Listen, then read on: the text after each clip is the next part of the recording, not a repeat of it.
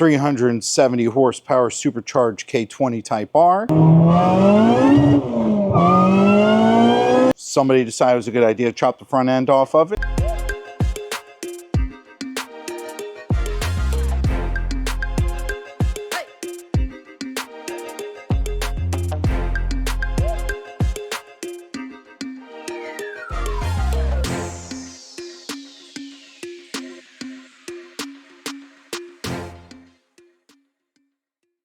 All right, guys, welcome back for another episode of HC Garage. And again, we're back with the yellow monster over here. 370 horsepower supercharged K20 Type R. Somebody decided it was a good idea to chop the front end off of it. I'm going to bring it up every time. But, you know, the car is a beautiful car. And like we were showing you on the previous one, the entire car has been put together from a very long time ago with a lot of parts. Good parts a long time ago, but everything shows its age and technology progresses. So we showed you how we upgraded the rear with the honed geometry kit, all the hard race components, all spherical, new sway bar, and even a new bolt for the rear caliper. But with all that together, we're updating this to current tech, and we're gonna get that additional performance out of it. Also, we're gonna be moving on to the front now and carrying that up here. We have new honed geometry correction lower ball joints. We have some new hard race outer tie rod ends. We have new upper control arm mounting bushings as well, and some lower control arms and compliance bushings there. We're also going to put that together with a set of twin block spoon calipers. And after that, I think a little bit of light maintenance on the engine, some alignment, some height adjusting, and then this car will be Dragon spec for the trip. Ready to go up to Classic Honda's on the Dragon. It is right around the corner. Be sure to be there, check it out. And even if you don't make it, we'll have some coverage on our channel of it. We're a big sponsor up there, so we hope to see you there with a whole lot of other people in the Honda community. So let's get into this and start ripping the suspension apart and getting it ready. All right, so we're up here at the front. These are the original ITR brakes on the car. The only difference is David upgraded to a 36mm hubs, the JDM Type Rs, because he feels like he's got so much horsepower from that cute K-Series motor that he needs to have those. I'm just hating on it because it's probably faster than my car. But nevertheless, we're going to go ahead and pull this all apart. We have a camber kit up here. The camber kit is fine, but the mounting bushings are worn out. So we're going to start by taking everything off, and then we'll show you all the components that we're going to replace.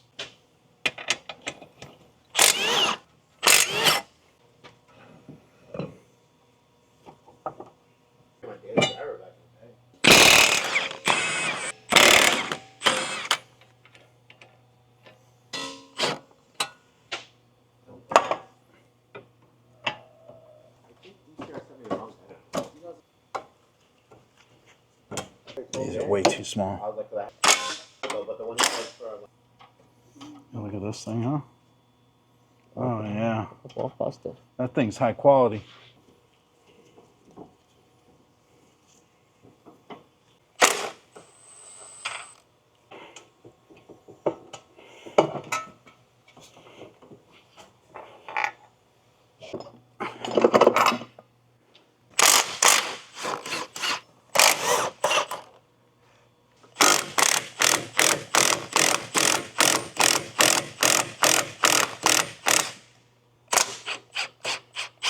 Do you hear that, Mike? Do you hear what the guy's saying over there? What is he saying? Oh. He's saying that your car's an RS. A clone. He's calling your car a Type R clone.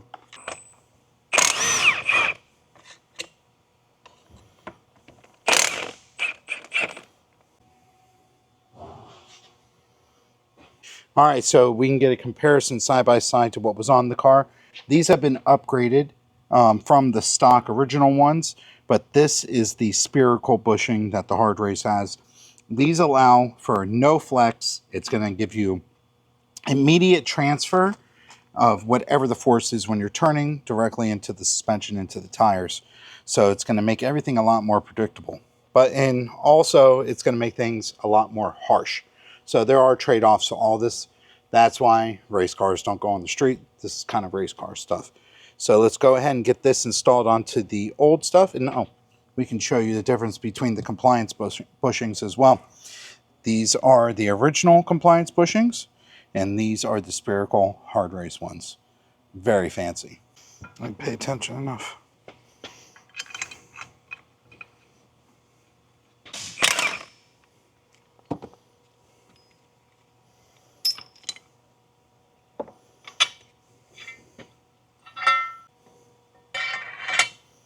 Not like that, right? Yeah.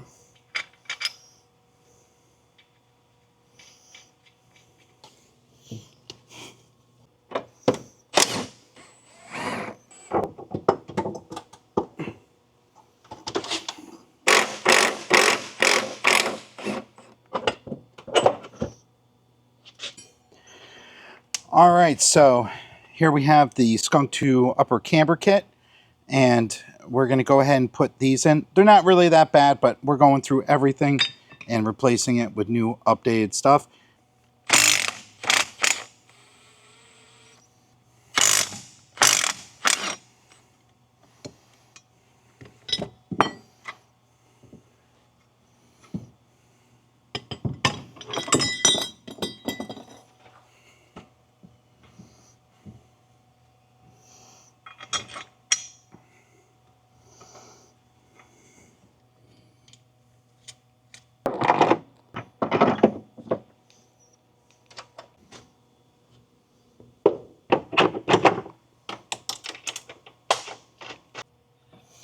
Once again, we're just doing a quick, rough height adjustment.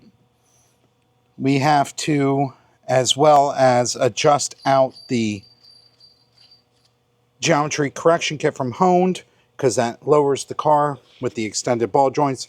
But we also want to raise the car up a little bit so that we have more ground clearance on the front end. The oil pan tends to hit a lot of stuff on the road. So let's go ahead and get this back in the car.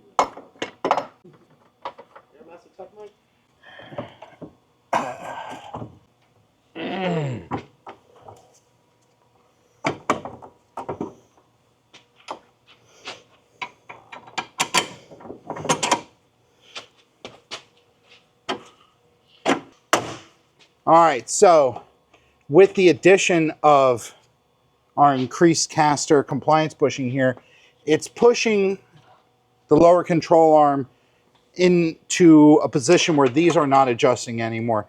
I don't think we really need to worry about the track bar here. We're going to leave the front bar on.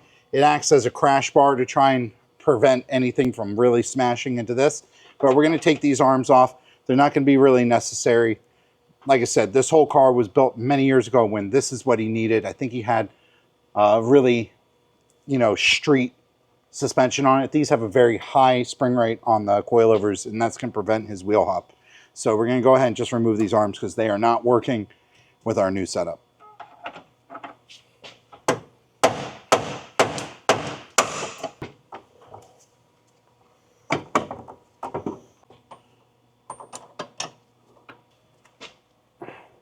Yep. All right, so we're going to be replacing the outer tie rod end. This is a hard race OEM replacement.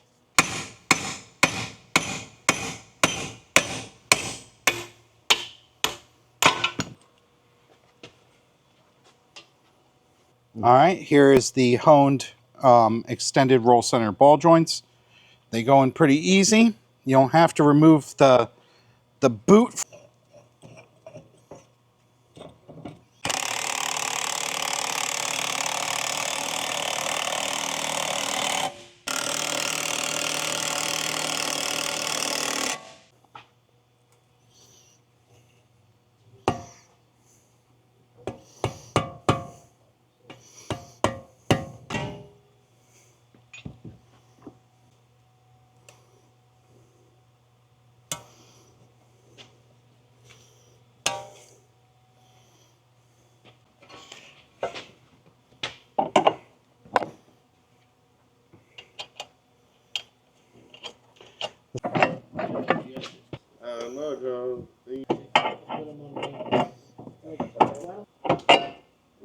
All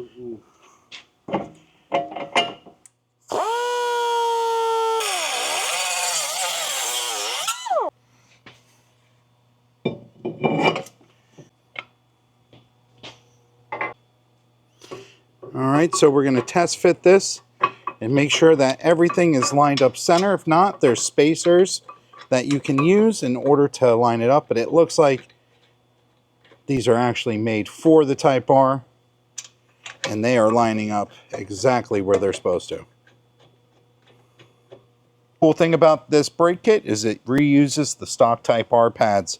You just got to warn the little, I should say, you just got to grind the little warning nubs off, and it goes right in like a glove.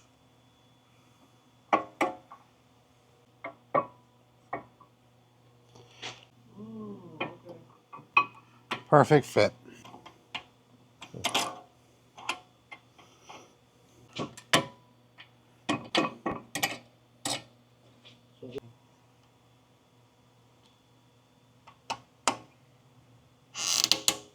What a gay.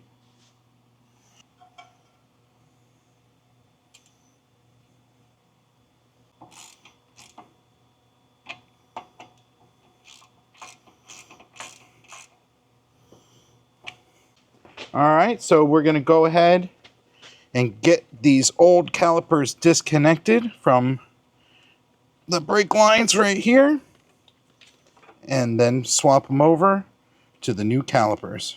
We are going to go ahead and bleed these out, them being 4 pistons with 2 bleeders. You always want to start on the inside and work your way to the outside. So that's what we're going to do now. Mike's going to pump while I bleed.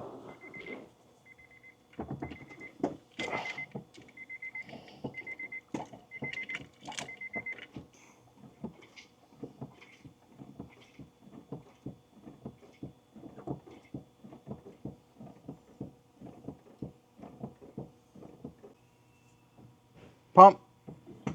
Pump it up. And I gotta say, while I'm pumping the brakes, David's car actually is pretty nice. All right.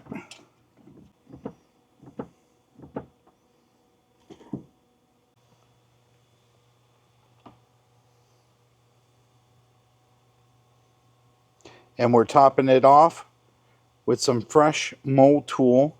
What is this? 600. He couldn't afford 660.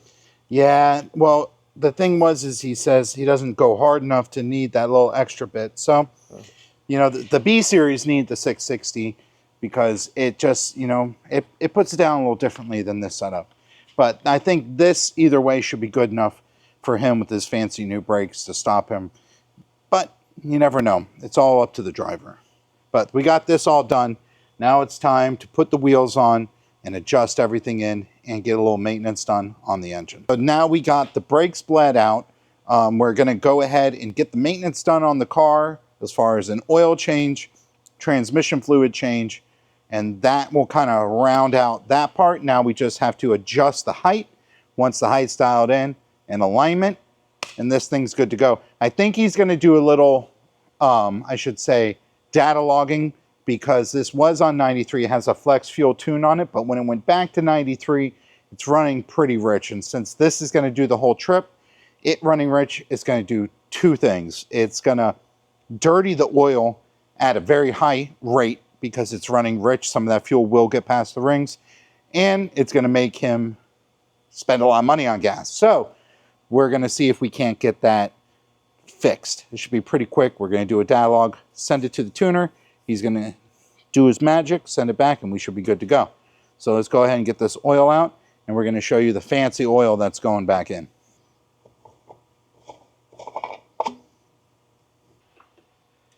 You know, I think that this car would definitely benefit from a magnetic drain plug. Maybe after the Dragon, that's something the owner would do. Do you think the owner could afford it? He's too cheap. He can't afford it, but he's too cheap. Oh, it's a shame. Come on, John, you can do it. Come on. Oh, wow, bro. Come on, buddy. You can do it. There you go.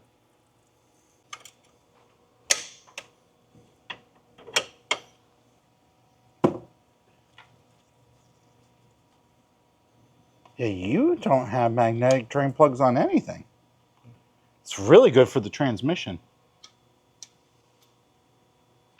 So we have this Mold Tool 5W40 300V Ester Core Technology car racing motor oil. I don't know. That's what the guy got me, but you know, hopefully this is super race car stuff and makes a big difference, or just keeps the motor from getting hurt. Any of the above is good.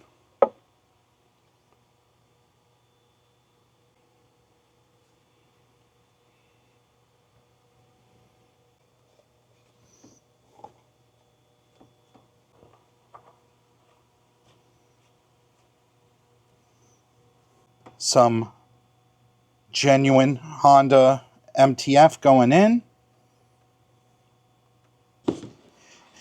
All right, so we just wrapped up all the suspension work, and we're going to finish everything off with the wheels. We showed them to you before, but we'll show them to you one more time, getting them mounted up on the brand new Bridgestone tires.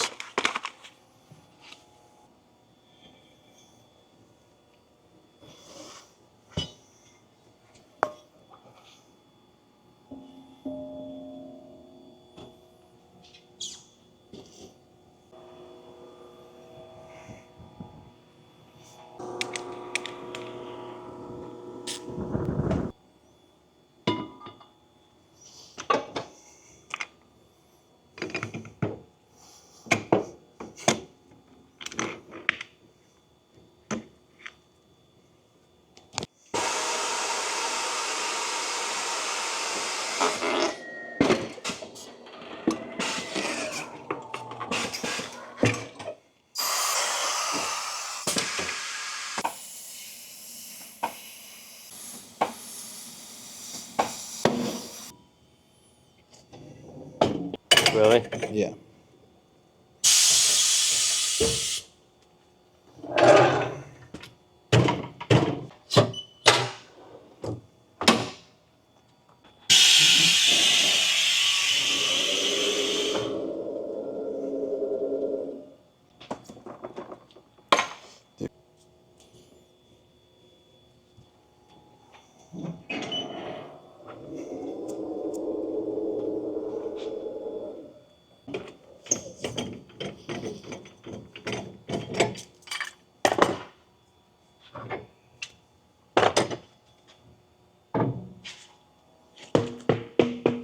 You just saw us mount the tires. They're ready to go. Now it's time to fit them to the car and then start adjusting the ride height.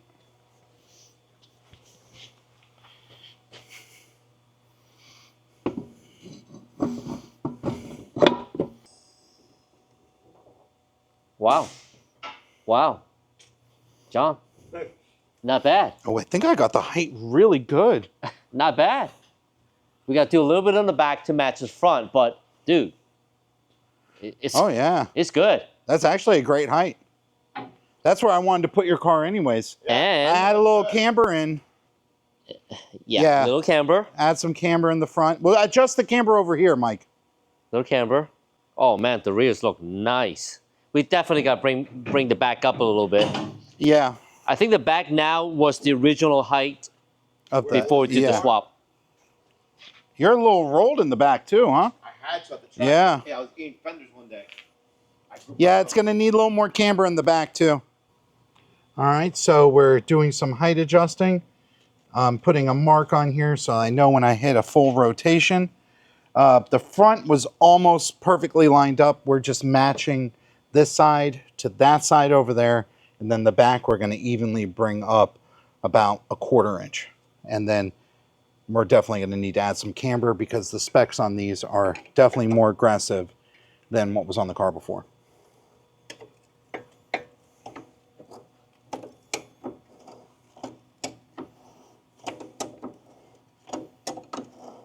Just one turn. So what we're going to do here, maybe 2.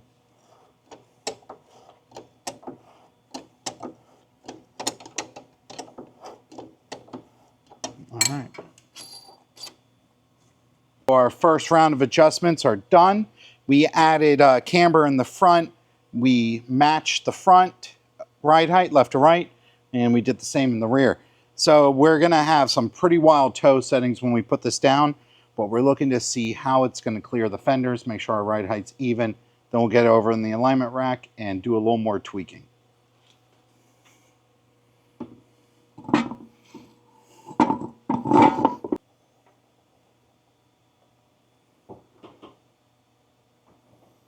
think that is going to work. Yeah. That is perfect. And then when we bring the toe in, it's going to make it look more even because it's almost like the wheels turned right now. Look how much more caster you got too. I saw that. Yeah, that's going to handle totally different. Your toe is way off. Yeah, they're sticking out. That's what happens with the camber. Yeah. And the toe's crazy in the back too. Oh, I can tell that. Yeah. This is turning like that because we got to adjust it. Yeah. I'm in the Prelude 4-wheel drive motion right now.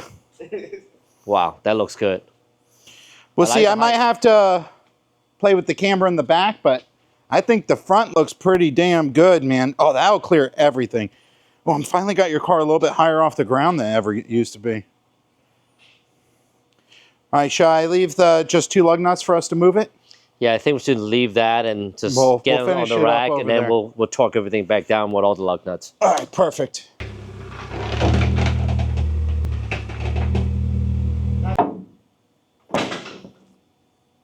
As you can see here, things are pretty out of whack. I put the camber in pretty far just to see and make sure things wouldn't contact. But I'm going to try and pull out camber till we reach our clearance point on the car. Toes are not so bad, but the front is wild. We got our cambers pretty darn close.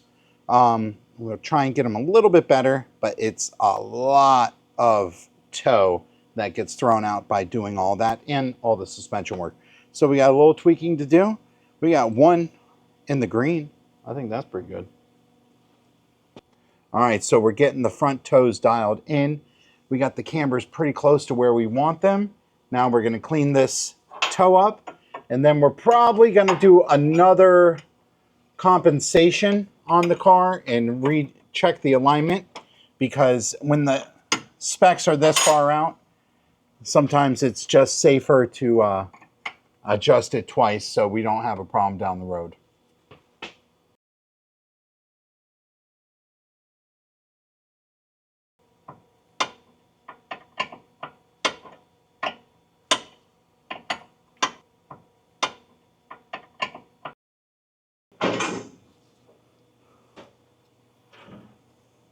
So we went ahead and did all the big adjustments because it was very far out of adjustment. Now we're going to go back. We redid the compensation. We rolled it again, and we can see we're out again. So now we're going to come in and do our light adjusting and get it right into spec. Nice.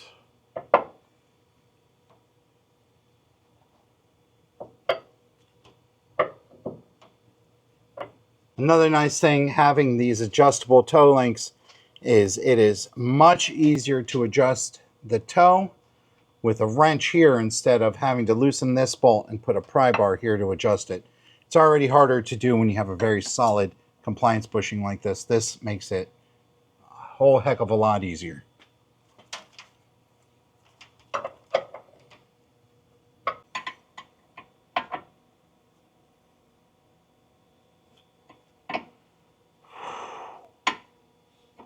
We got her all dialed in.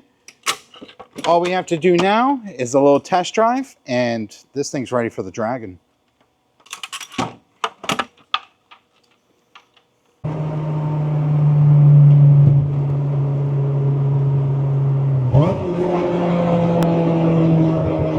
It's my first time driving it. Is it? Yeah. The car is loud, but it's so freaking cool when you're on boost. Oh yeah. Yeah, this is different than my setup for sure. All right.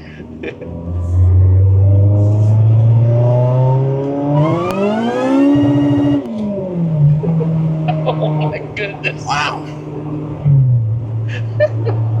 It's definitely different from yours. Oh yeah. Whew. This thing get down to business. Oh yeah, this thing is definitely well, I think he's on like 17 pounds of boost.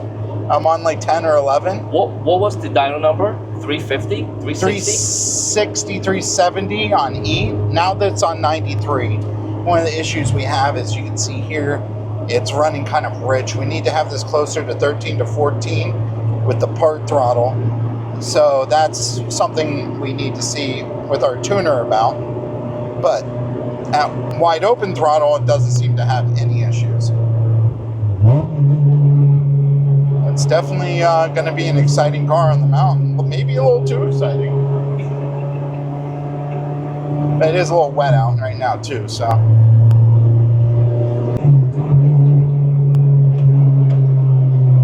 Tell you what, the brakes feel really, really nice. That 4-piston caliper definitely got a whole lot of clamping force. Yeah, that over the stock Type R's, definitely giving a much more even clamping.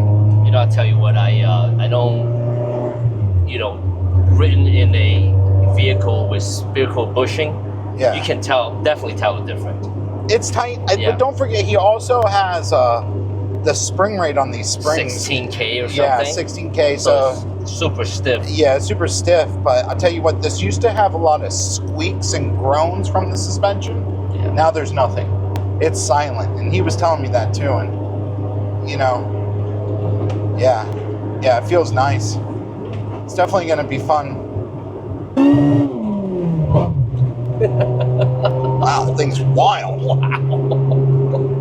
And the power is so linear. Oh yeah, it comes right in. Wow.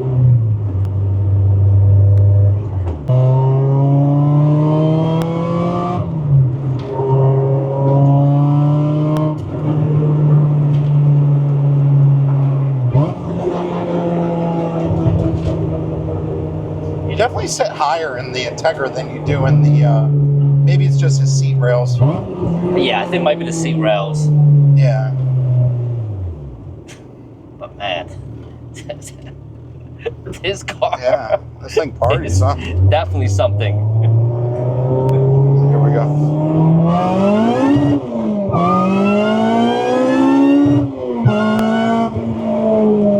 Oh, look at the brakes. Oh yeah. Oh yeah, this is fun. Yeah, this is fun. All right, and that's going to wrap it up for this episode. We just took you for a test drive. I had a blast. It's definitely not that 14 pounds of boost or 16, 17 pounds of boost that this is on compared to the 10 that I'm on the K series. It's the tires never had a chance. So that being said, the car feels totally planted. The suspension feels solid. The brakes feel awesome. Altogether, I'd have to absolutely say this car is ready for the Dragon. You may see this before our Dragon trip. You may see it after. Either way, if you guys see any more about this car, now you have a little better understanding on what we did to really get all the performance out of the suspension and to show you the different options that are available for our Golden Era cars. Basically, the same suspension between the two cars and a lot of the similar components on it. So that's going to do it for this one. Catch you on the next one. I hope you guys enjoyed it. We know the pretty car is over there.